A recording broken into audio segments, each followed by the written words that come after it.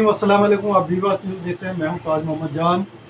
آج ہمارے پروگرام کا موضوع انڈیا کے ساتھ جو پاکستان اور انڈیا کی جنگ ہوئی ہے اس حوالے سے بات چیت کریں گے۔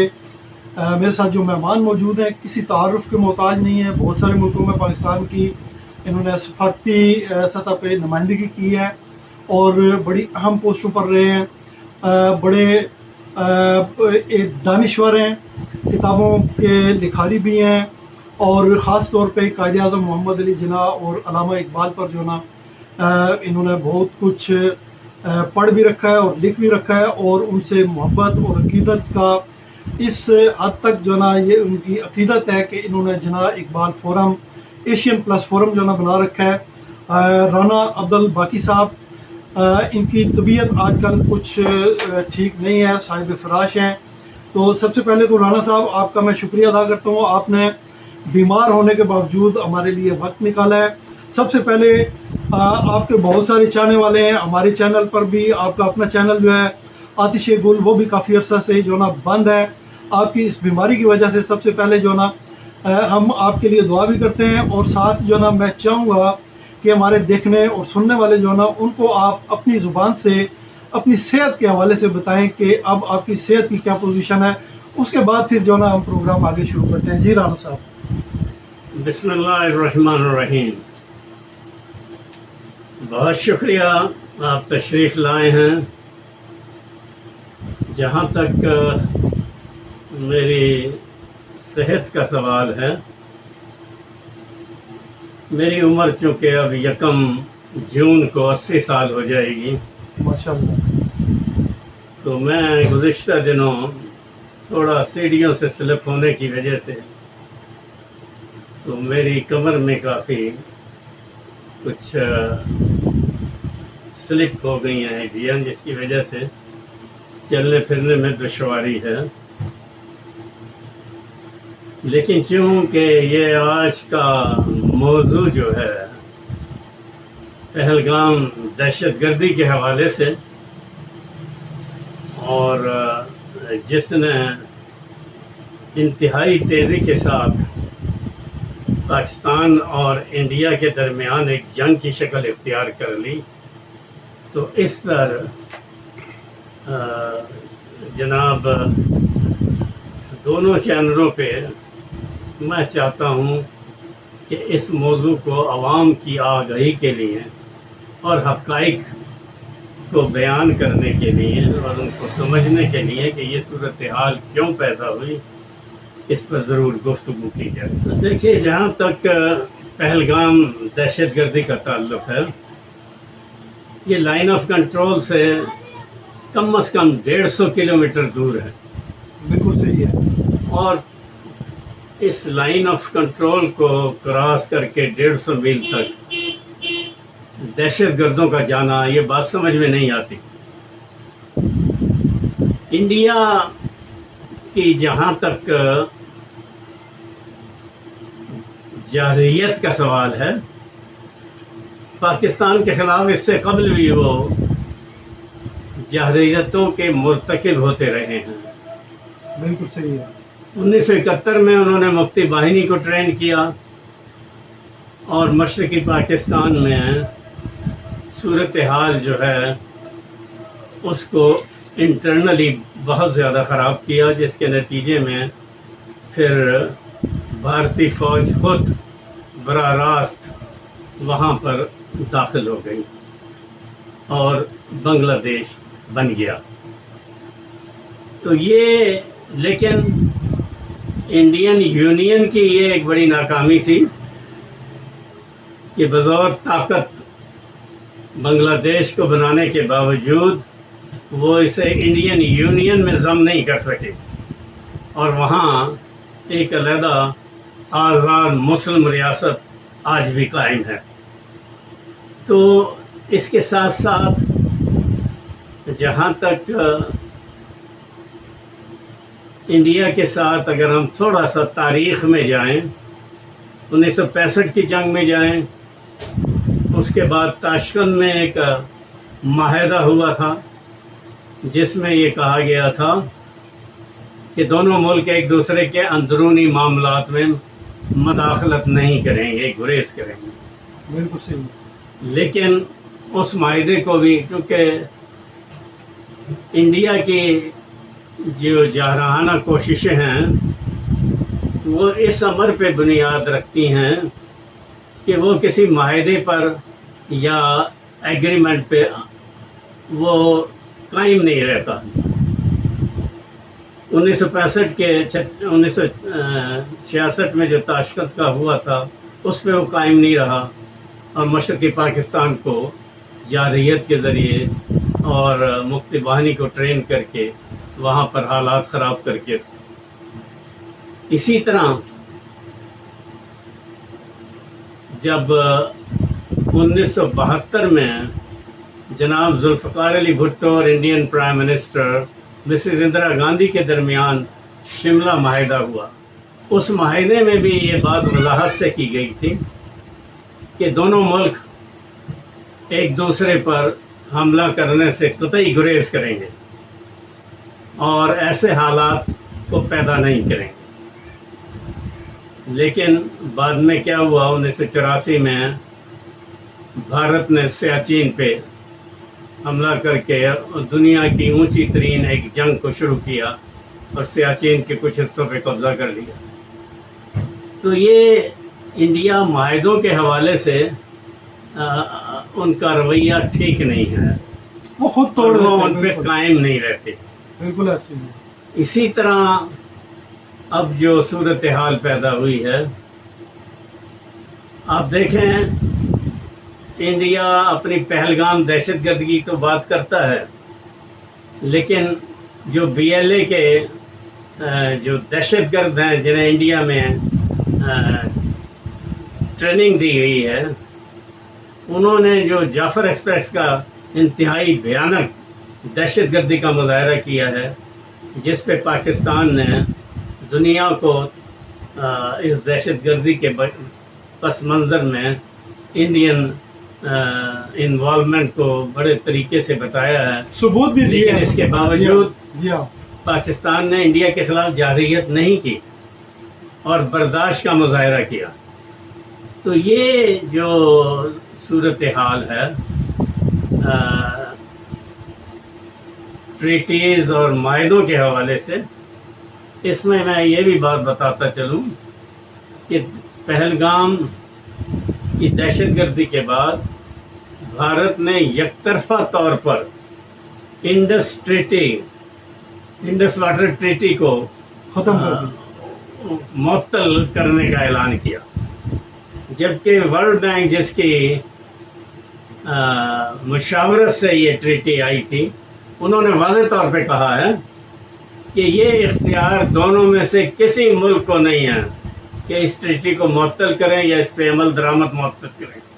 بالکل تو صحیح. یہ بات وہی آ جاتی ہے کہ انڈیا کسی معاہدے پہ یقین نہیں رکھتا. اور اس حوالے سے جو آپ نے بات کی ہے کہ انڈیا نے جو پہلگام کی آڑ میں اس ٹریٹی کو معطل کر کے اور پانی نہ دینے کا اعلان کر کے اور جو حملے شروع کیے، 3 دن تک اسرائیلی ڈرونز اور میزائلوں کے ذریعے پاکستان پہ حملے ہوتے رہے. پاکستان نے قوت برداشت سے کام لیا اور آنے والے جو ڈرون تھے ان کو انہوں نے 88 کے قریب ڈرونز کو تباہ و برباد کیا. لیکن اس کے بعد انڈیا کی ہمت اس حد تک بڑھی کہ انہوں نے پاکستان کے اہم ایئرپورٹس پر بھی حملے شروع کیے. انتہا یہ ہے کہ وہ نور خان ایئر بیس پہ بھی انہوں نے حملہ کیا، جو پاکستان میں GHQ جو مسلح افواج کا ہیڈ کوارٹر ہے اس سے چند کلومیٹر کے فاصلے پر. اب یہ چیزیں جو ہیں ناقابل برداشت تھیں. بالکل صحیح. اس کے ساتھ ساتھ جو پاکستان کی ایئر چیف جو ہیں انہوں نے پھر جو چیئرمین جوائنٹ چیفز ہیں ان کو کہا کہ یہ چیف آف اسٹاف کے میٹنگ آپ بلائیں، اور اس میں انہوں نے واضح طور پہ کہا کہ اب انڈیا نے ہمارے ایئرپورٹس میں حملے شروع کیے ہیں، اور اگر ہم خاموشی سے تماشا دیکھتے رہے تو ہمارے وسائل جو ہیں، ہمارے جہاز اڑے بغیر، جواب دیے بغیر ایئرپورٹس پہ ہی تباہ برباد ہو جائیں گے۔ بالکل ایسے۔ تو اس لیے اس پہ اب ہمیں آپ اجازت دیں کہ ہم ان کو جواب دیں، تاکہ وہ جس انداز سے ہمیں ہمارے ملٹری اسٹیبلشمنٹ کو اور کولیٹرل ڈیمیجز جو ہیں جو عوام کے ہمارے ہو رہے ہیں اس کا ہم تدارک کریں۔ تو یہاں میں مبارکباد دوں گا چیئرمین چیف آف اسٹاف کو بھی، اور پاکستان آرمی کے چیف جناب جنرل سید عاصم منیر صاحب کو کہ انہوں نے اس صورتحال کا فوری نوٹس لیا، اور گفت و شنید اور تمام صورتحال کا جائزہ لینے کے بعد ایک اسٹریٹجی کو جنم دیا، جس کے تحت انہوں نے ایئر چیف کو آزادی سے اس کا جواب دینے کا کہا۔ بالکل صحیح۔ اور یہ پھر جو 3 دن کے بعد پاکستان ایئر فورس نے جہاں جہاں سے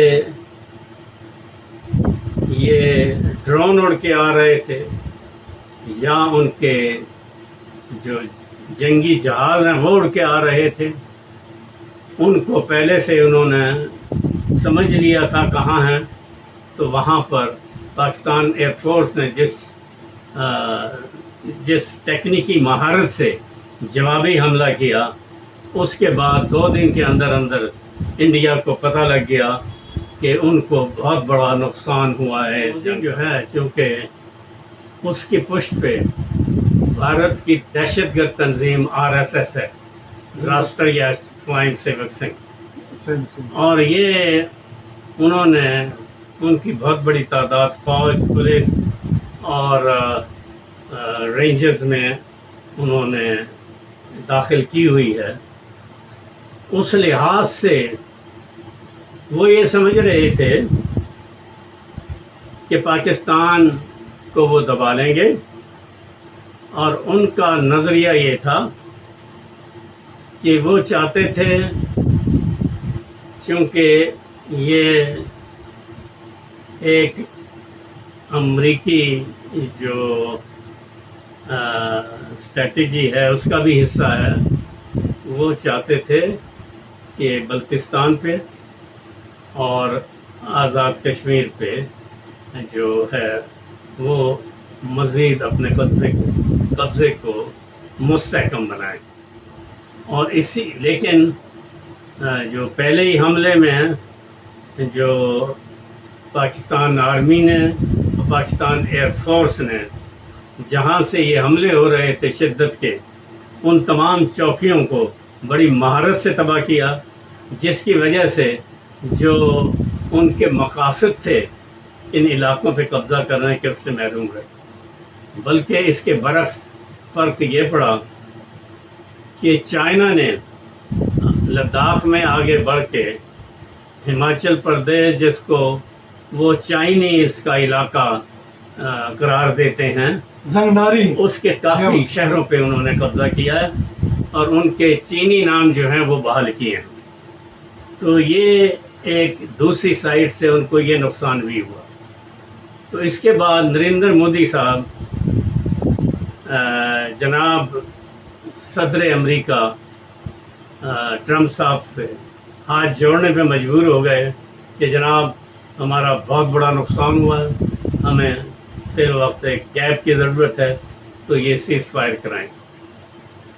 تو جو امریکی نائب صدر، امریکی فارن منسٹر اور خود ٹرمپ صاحب جن 3 دنوں میں پاکستان مشکل میں تھا اور حملے ہو رہے تھے، اس وقت ان کا کہنا تھا کہ جناب یہ دونوں لڑ رہے ہیں، ہم اس میں مداخلت نہیں کریں گے، 1500 سال سے لڑ رہے ہیں ہم مداخلت نہیں کریں گے۔ لیکن جب انڈیا کو بھاری نقصان پہنچا تو وہ فوراً پاکستان پہ دباؤ ڈالنے کے لیے چودھری کا مرغا ہارنے لگا تو وہ ceasefire آ گیا. بالکل صحیح، تو بالکل صحیح. یہ جو صورتحال ہے اس سے سمجھ میں آتا ہے، کیونکہ سیز فائر ہونے کے بعد جو امریکہ سے، قطر سے اور اسرائیل سے جو جدید اسلحہ اور بارود دوبارہ اب سپلائی کیا جا رہا ہے، اور انڈین جو ڈیفنس منسٹر ہیں راج ناتھ سنگھ، جن کا تعلق بھی RSS سے ہے، شدت پسند ہندو،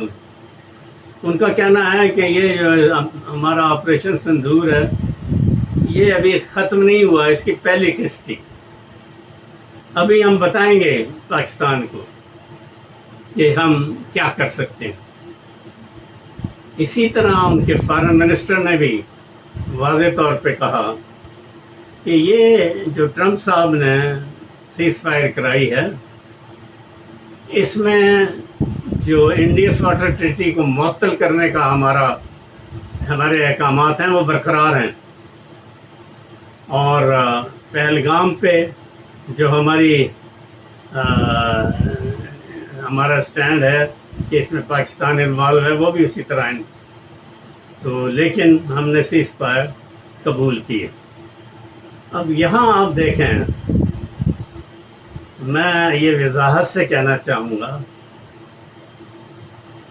کہ بھارت میں اب دو واضح گروپ تقسیم ہو گئے ہیں.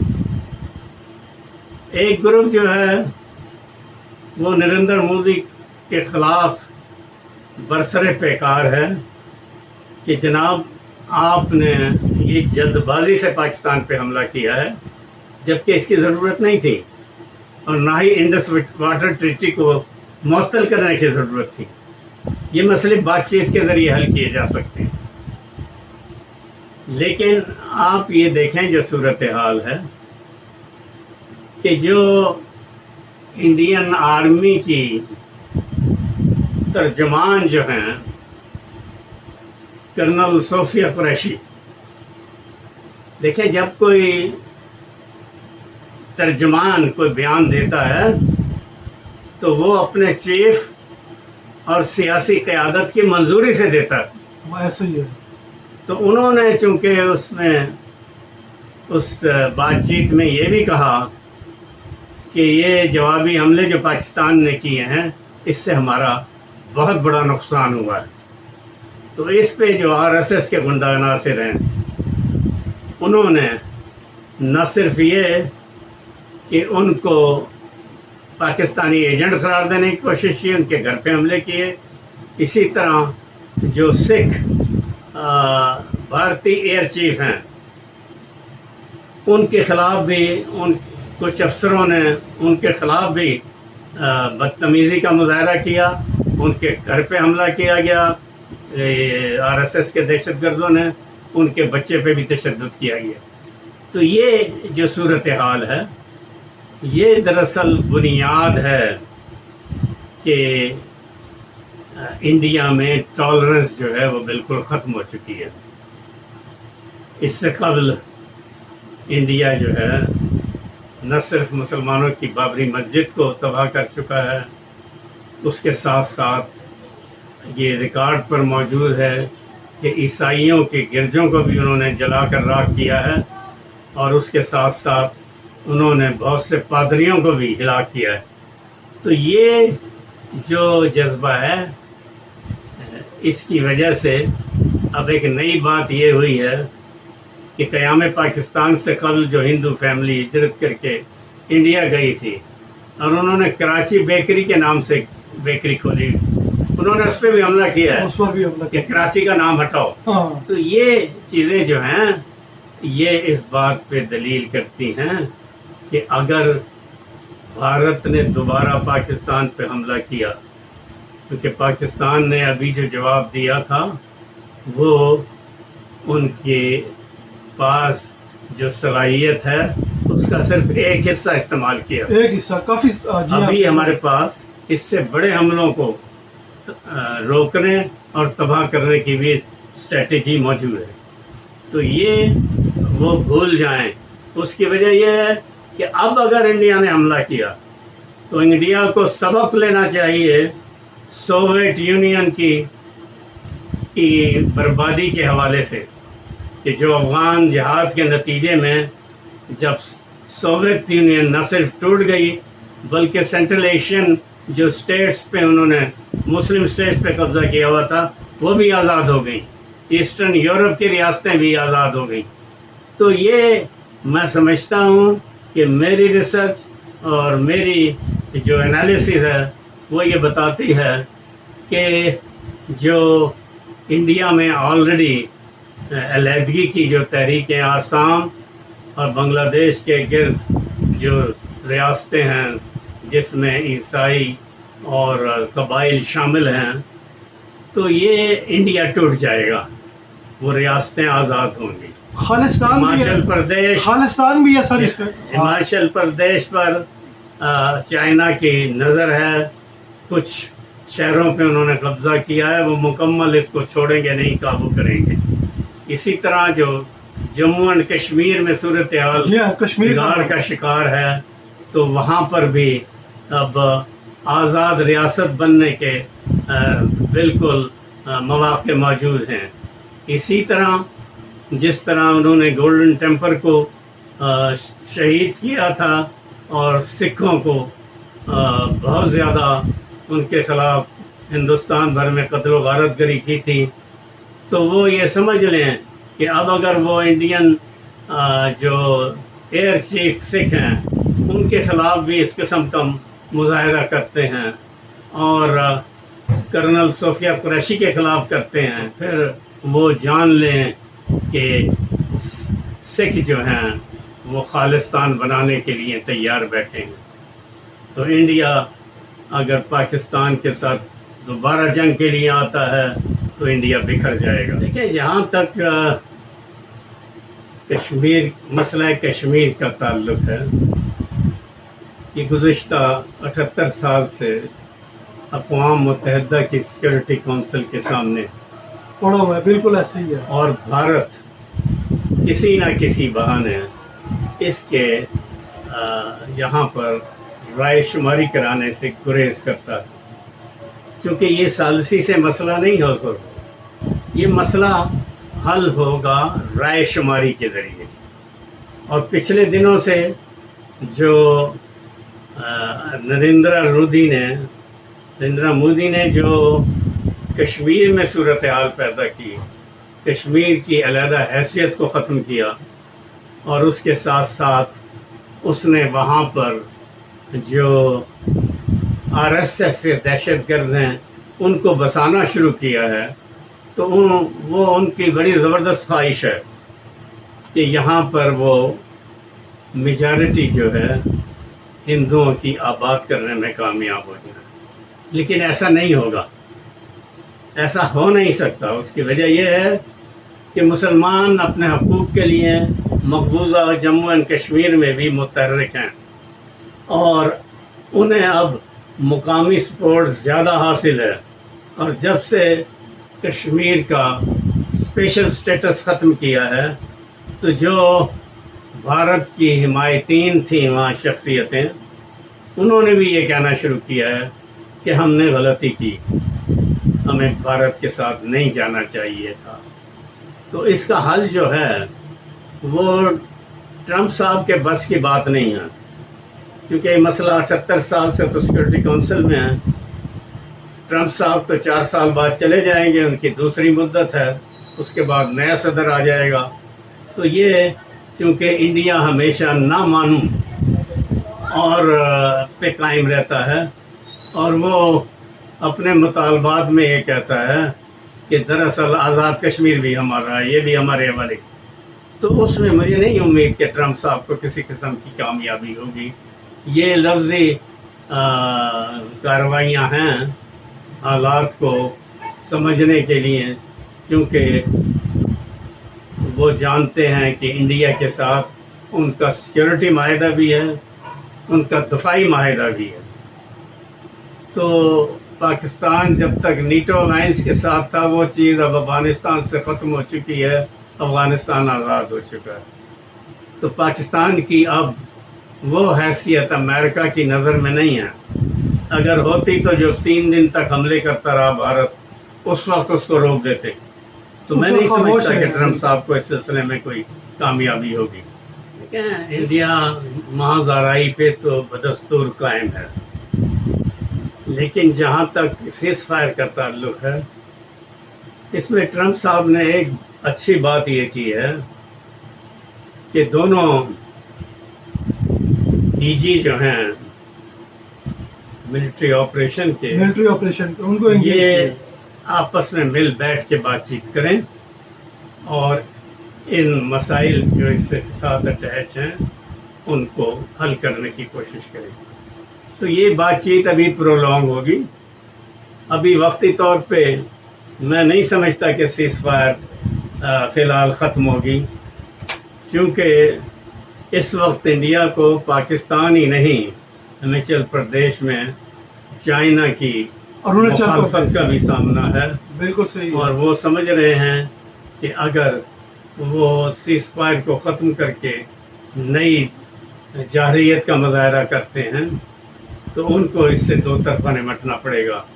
اور تیسری طرف ان کی جو ریاستیں ہیں آسام اور بنگلہ دیش کے ارد گرد، وہاں پہ آزادی کی تحریکیں اور مسلح تحریکیں چل رہی ہیں، ان کو آزادی کا موقع مل جائے گا. بالکل صحیح ہے سر.